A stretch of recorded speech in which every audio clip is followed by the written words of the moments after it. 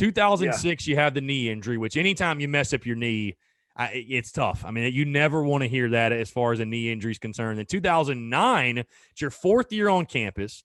You start the first two games, then you get a neck shoulder stinger, if you will, which I want to hear more about that. Yep. You had to sit out the remainder of the year. You get your second medical red shirt because, again, like I said, I didn't realize you got there in 2006 because you were there till 2011. I mean, you really seemed like you were there like for two different eras pretty much of Gamecock. I mean, you saw Gamecock football in all lights while you were in Columbia.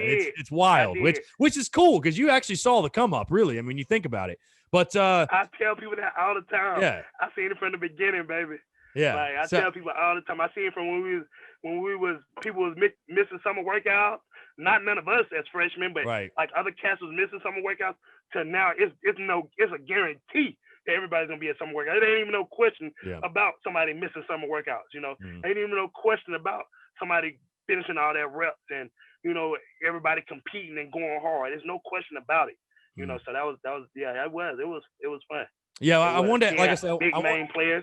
Yeah, I wanted to ask you specifically about that injury history. Just how tough was that for you? And again, getting that second medical red shirt, I know that had to be, awesome for you because you want the opportunity to write your own legacy, if you will. But I mean, you just at some point you're thinking to yourself, man, like I just can't catch a break with all the injuries. I mean, what? And I know offensive lines, obviously, you're going to get banged up. I mean, it's a car crash every single place. I mean, I guess it's not really surprising, but just talk about that, dealing with the adversity of dealing with the injuries.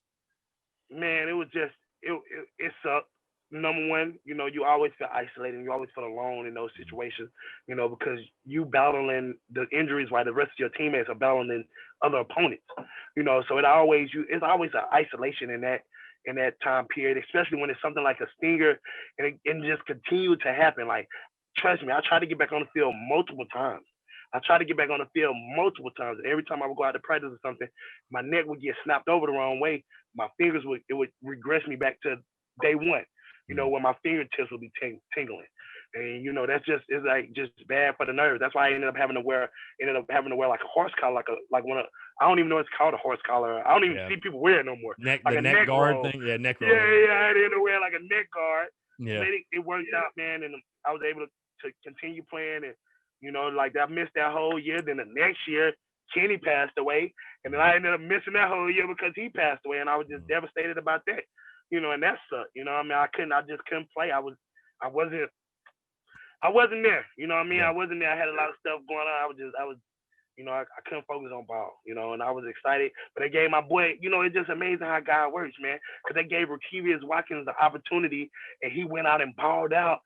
Became an all SEC player, went to play in the NFL, and that's one of my best friends. And am I happy? Am I disappointed that it didn't work out for me to play that year? Of course, 100%. But am I happy that he got an opportunity and glad he got a chance and this, catapulted him to more success? 100%. Yeah.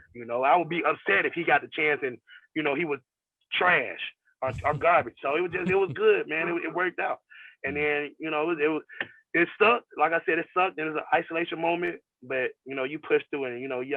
At that time, I really wasn't leaning on God. I really didn't know too much about God at that point in my life. So I was trying to figure things out, and then, like I said, once Kenny passed away, that's kind of when, my whole transformation with meeting God and really, talking with God, and that's what helped me through that process. You know what I mean? And the rest was history after that, really.